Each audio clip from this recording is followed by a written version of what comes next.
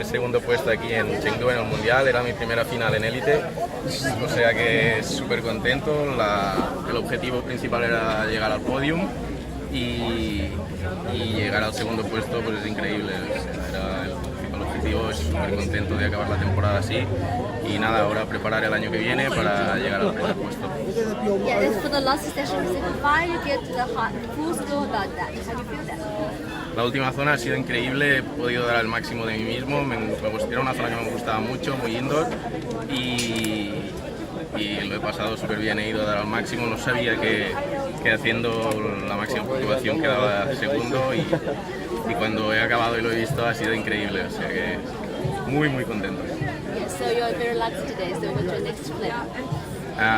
Lo que toca ahora ya se acabó la temporada y lo que toca es descansar unos meses y después empezar otra vez poco a poco a coger nuevas motivaciones y volver el año que viene por el primer puesto.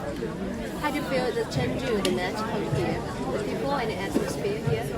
Es mi segunda vez aquí en Chengdu y la verdad es que es un sitio muy diferente de donde vengo y siempre es muy bonito venir y conocer nuevas culturas y ver gente diferente y espero volver pronto.